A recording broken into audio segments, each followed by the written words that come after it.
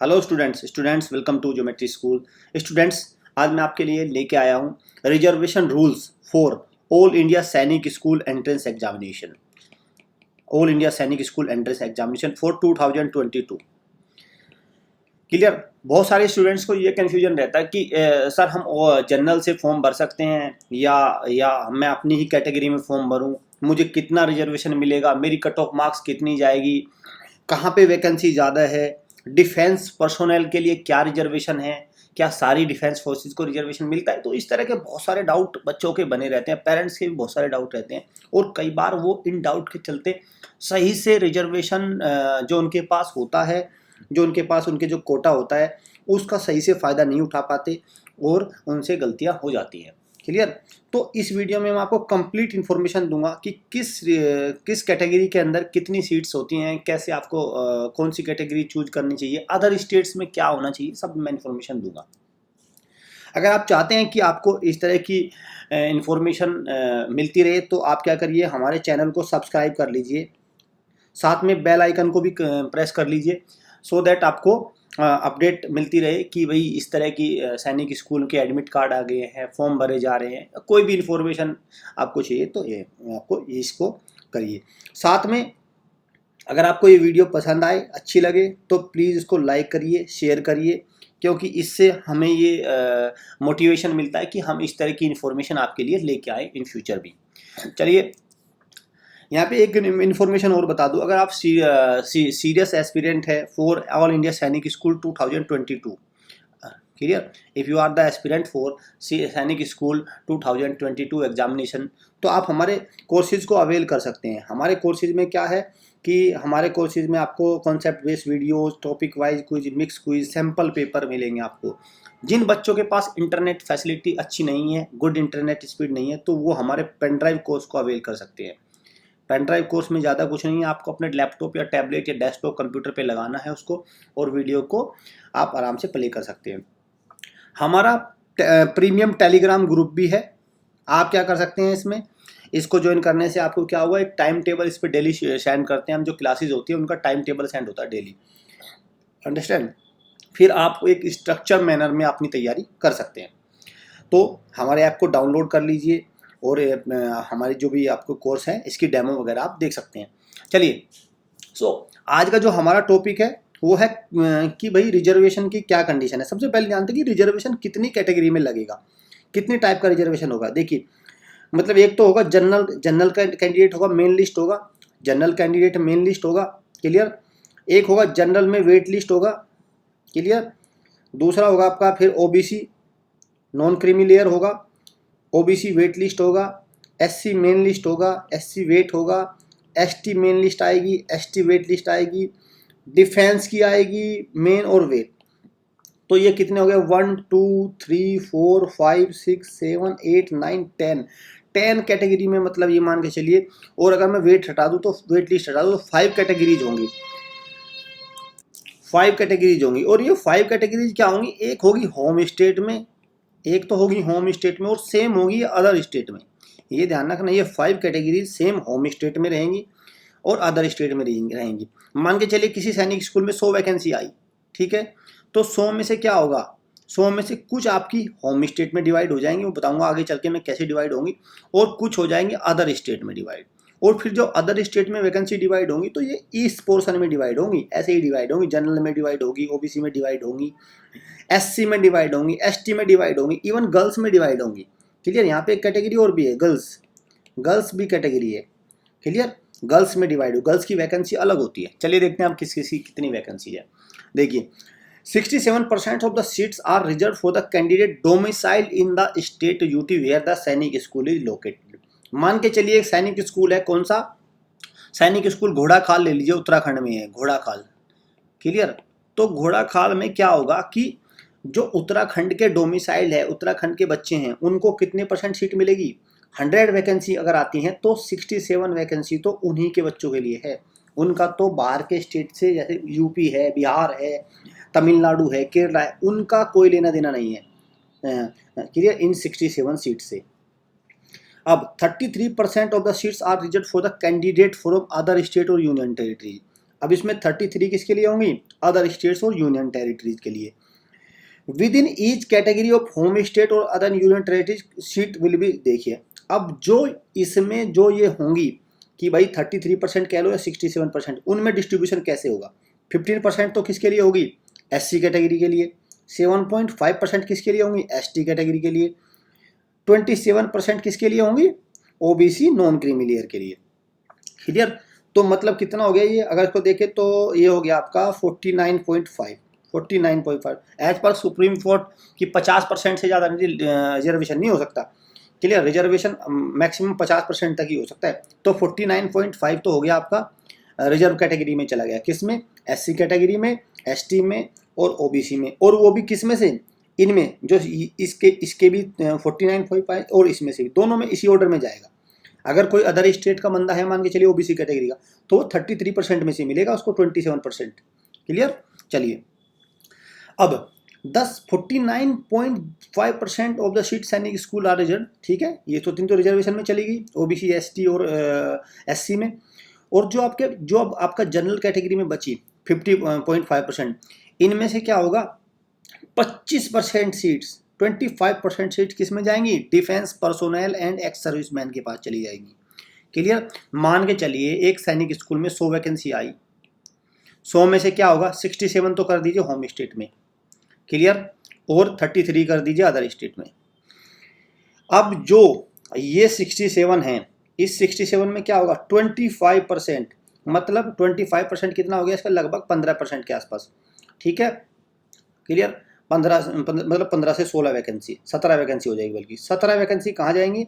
17 vacancy चली जाएंगी ex serviceman और डिफेंस पर्सनल, जो आर्मी में, एयरफोर्स में, जिनके पेरेंट्स उसमें हैं, तो उनमें जाएगी वो 25, मतलब 17 सीट यहाँ पे चली जाएंगी लगभग। तो अब कितनी बच गई? 50 बच गई, अगर मैं 100 सीट मान के चल रहा हूँ।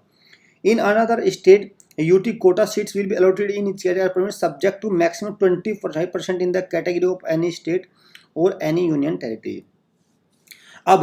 अब देखिए इसमें क्या है? मैक्सिमम लिमिट ऑफ 25%, कितने तक जाता है? 25% तक जा सकता है। जैसे इसने यहाँ पे example, for example if there are 10 seat other state union territory general category, not more than 3 seats will be allowed to any one state. Clear? तो मतलब क्या है कि जैसे ये जो 33 सीट्स बचती है ना, तो किसी भी एक स्टेट की, ऐसा नहीं कि सारे यूपी के ही बंदे हो जाएंगे या बिहार के हो जाएंगे, किसी भी अदर स्टेट, तमिलनाडु के हो जाएंगे, केरला के, ऐसा नहीं। मैक्सिमम इसका 25% ही कोई एक स्टेट से भरी जा सकती है। क्लियर? इस 33 क्या बची? 33 अदर स्टेट की बची। इस अदर स्टेट को भी भरने के लिए कोई एक स्टेट अधिकतम 25 ही भर सकता है। 25% मतलब 25% कितना हो जाएगा इसका? 25% हो जाएगा इसका लगभग 7 से 8 मान लीजिए, 8 ही हो जाएगा पूरा। ठीक है, 8 सीट भरी जा सकती है एक स्टेट से। कम तो कितनी भी हो सकते हैं, लेकिन ज़्यादा से ज़्यादा 8 सीट ही भरी जा सकती है। क्लियर? चलिए, इन क्लास 6 ईच सैनिक school 10% of the total vacancies which is और रिजर्व फॉर गर्ल्स। तो 10% क्या है? अगर जितनी भी टोटल वैकेंसी है, मान के चलिए 80 वैकेंसी है किसी सैनिक स्कूल में, तो उसका 10%, 10/100, 100। तो 8 वैकेंसी क्या होगा? 8 वैकेंसी किसके लिए? गर्ल्स के लिए होंगी, गर्ल्स के लिए। अब वो अलग है कि गर्ल्स की एससी में, एसटी में वो उसी अकॉर्डिंग बढ़ जाएंगी, वो मैटर अलग है। क्लियर? चलिए, अब आपको किसी भी सैनिक स्कूल में कितनी वैकेंसी आएगी उसकी ऑफिशियल वेबसाइट पे आता है, वो अलग से नहीं आता। किसी में ज़्यादा आती है, किसी में 100 आती है, किसी में 200 आती है, किसी में 50 भी आ जाती है। वो डिपेंड करता है वहाँ के सैनिक स्कूल की, उस पर्टिकुलर सैनिक स्कूल की स्ट्रेटेजी पे, वहाँ के इंफ्रास्ट्रक्चर पे, वहाँ की इंटेक्स पे। कट ऑफ मार्क्स वगैरह वहीं पे डिक्लेयर होते हैं। SC, ST, OBC category candidate come in general list. ही जो अगर कोई SC, ST, OBC candidate general list में सेलेक्ट हो जाता है, तो वो क्या करेगा? वो जनरल वैकेंसी में काउंट होगा। He will not be adjusted again the reserve category, तो उसकी सीट खाली हो जाएगी। क्लियर? अगर कोई एससी, एसटी, ओबीसी का बंदा जनरल कैटेगरी में सेलेक्ट होता है, तो उसकी सीट खाली हो जाएगी और वो जनरल की सीट में एडजस्ट हो जाएगा। क्लियर? चलिए, अदर बैकवर्ड क्लास जो ओबीसी होता है नॉन क्रीमिलियर, उसको national commission for backward classes का इसकी एक ऑफिशियल वेबसाइट होती है, इस पर लिस्ट होती है, उस लिस्ट के अंदर वो बंदा आना चाहिए, वो बच्चा आना चाहिए। क्लियर? तो मतलब सेंट्रल की जो ओबीसी लिस्ट है उसके अकॉर्डिंग होना चाहिए। बहुत सारे जैसे बहुत सारी कम्युनिटी ऐसी होती है कि स्टेट वाइज उनको रिजर्वेशन होता है, स्टेट में क्या होते हैं वो, स्टेट में क्या होती है ओबीसी कैटेगरी में होते हैं, वो नहीं चलेगी। सेंटर की जो ओबीसी कैटेगरी की लिस्ट है उसके अकॉर्डिंग होना चाहिए। क्लियर? चलिए अब बात आती है कि बहुत सारी सीट्स अनफिल्ड रह जाती है, उनका क्या करना है। देखिए, अनयूटिलाइज सीट्स इन ईस्ट सैनिक school will be allotted in the following step wise manner. अब किस मैनर में अलॉटेड होंगी वो, देखिए, deficiency in other state reserve category SC ST OBC, मान के चलिए कि किसी अदर स्टेट की वैकेंसी है और 50 वैकेंसी निकली हुई है अदर स्टेट की, ठीक है, और 50 स्टेट वैकेंसी में से 5 खाली रह जाती हैं, ठीक है, तो 5 को कैसे फिल होगी, 5 होंगी वो फिल। देखिए, शैल be filled by the home state, उस जो सैनिक स्कूल है और जहाँ पे वो सैनिक स्कूल है उसकी SC ST OBC में उसी हिसाब से वो भरी जाएंगी। अदर स्टेट की अगर 50 वैकेंसी है और 5 खाली रह जाती हैं तो फिर वो अदर स्टेट से नहीं भरी जाएंगी, वो भरी जाएंगी होम स्टेट से। और होम स्टेट से भी किस कैटेगरी में, SC का जो रिजर्वेशन है, ST का जो है, OBC का है, NC जो भी है उस रिजर्वेशन से भरी जाएंगी। सिमिलरली अगर जनरल कैटेगरी में रह जाती है, ये तो रिजर्वेशन वाली बात होगी, अगर जनरल कैटेगरी की अदर स्टेट की कोई वैकेंसी खाली रह जाती है तो उस होम स्टेट की जनरल कैटेगरी से भरी जाएंगी। क्लियर? सिंपल होगी बात। अदर स्टेट की अगर रिजर्वेशन कैटेगरी की वैकेंसी खाली है तो रिजर्वेशन से भरी जाएगी होम स्टेट से, और अगर अदर स्टेट की जनरल कैटेगरी से वैकेंसी खाली है तो जनरल से भरी जाएगी। अब सवाल ये आता है कि डिफेंस वालों का क्या होगा। अगर defence category both home state और अदर स्टेट अगर खाली रह जाती है तो किससे भरा जाएगा, filled by the children of coast guard और आसाम राइफल्स, कोस्ट गार्ड और आसाम राइफल्स के चिल्ड्रन के द्वारा भरी जाएगी। क्लियर? ये इसमें बहुत इंपॉर्टेंट है। फिर रिजर्वेशन आ जाता है किसका, कोस्ट गार्ड और आसाम राइफल का। अब यहाँ पे इंपॉर्टेंट बात ये भी है कि वो आगे मैं बताऊंगा। Further deficiency in other state defence category, इसमें ये देखो डिफेंस कैटेगरी का हो गया आपका, आसाम राइफल कोस्ट गार्ड से भरी जाएगी। और सेम है इसमें, अगर मान के चलो home state defence category list field by the candidate home state, हाँ, अगर डिफेंस कैटेगरी का होम स्टेट की खाली रह जाती, होम स्टेट की डिफेंस में रह जाती तो जनरल कैंडिडेट से भरी जाएगी। क्लियर? वो जनरल से भरी जाएगी, इसको भी ध्यान रखना आपको। और यहाँ पे reserve category for SC plus list B, मतलब कुल मिलाकर ज़्यादातर इसमें प्रिफरेंस मिली है होम स्टेट्स को। Deficiency in categories of girls candidate shall be filled by the boys candidate, यहाँ भी देखिए बहुत इंपॉर्टेंट है। अगर गर्ल्स की वैकेंसी फिल नहीं होती तो किसके द्वारा भरी जाएगी, वो बॉयज के द्वारा फिल करी जाएंगी। क्लियर? हाँ, अब देखते हैं और इसमें तो लगभग मैंने आपको सारी कि भाई कौन सा किसको फिल करेगा, जनरली जो मोटी मोटी बातें मैंने आपको बता दी हैं। फिर भी वेट लिस्ट बनती रहती है, अगर मान के चलो 2 से 3 से 4 वेट लिस्ट बनती है फिर भी कैंडिडेट, तो फिर उसको वैकेंसी को उसी में मर्ज कर दिया जाता है और या अदर स्टेट से उसको कर लिया जाता है। अब देखते हैं यहाँ से ये, हाँ, ये देखिए, after all the above if there is unfilled vacancy reserve category there shall be filled by home state in general category. हाँ, ये मैं बता चुका हूँ कि फिर भी कोई मान के चलो कि कुछ भी वैकेंसी बच जाती है, कोई कहीं भी किसी भी कैटेगरी की बच जाती है, तो फिर उसको अल्टीमेट जनरल कैटेगरी से उसको रिप्लेस कर दिया जाएगा और होम स्टेट ही जनरल कैटेगरी होती है, क्योंकि बहुत लंबी होती है वो होम स्टेट में।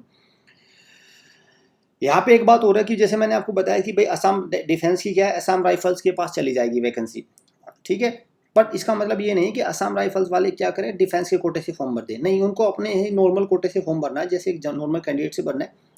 बस उनको बताना है, मेंशन करना होता है कि भाई असम राइफल में कोस्ट गार्ड में जॉब करते हैं, क्योंकि वहाँ पे गवर्नमेंट जॉब का एक कॉलम आता है कि पेरेंट्स क्या करते हैं, तब उसका बेनिफिट उनको मिल जाएगा। बट ऐसा बिल्कुल भी नहीं होना चाहिए कि वो क्या करें असम राइफल्स वाले या डिफेंस पर्सनल की कैटेगरी में भर दे, उससे उनको बेनिफिट नहीं होगा। तो अब मुझे लगता है कि सारा रिजर्वेशन का बिल्कुल एकदम आपको क्लियर होगा, कोई डाउट नहीं होगा। 67 हो गया, 33 हो गया, फिर इसमें से आपको डिस्ट्रीब्यूट कर दिया, 10% सीट गर्ल्स के लिए हैं, अंडरस्टैंड, अदर स्टेट 33 होता है। सो स्टूडेंट, आपको कोई भी डाउट आता है, किसी प्रकार का कोई है, आपको इंक्वायरी लेनी है, तो इन नंबर पे कॉल करिए। ये हमारे ऑफिशियल नंबर्स हैं, क्या these are our official numbers. उम्मीद करता हूँ आपको वीडियो पसंद आई होगी, अच्छी लगी होगी। तो अगर आपको अच्छी लगी है वीडियो तो शेयर और लाइक इसको जरूर करिए। बहुत ही जल्दी मैं आपके सामने एक डेडिकेटेड कट ऑफ की वीडियो लेके आऊँगा कि क्या कट ऑफ रहती है, कितने मार्क्स होने चाहिए कि बच्चे का सिलेक्शन हो जाए। तो इस तरह की मैं वीडियो आपके लिए जल्दी ही लेके आऊँगा। तो मिलते हैं नेक्स्ट वीडियो में। Thanks for watching.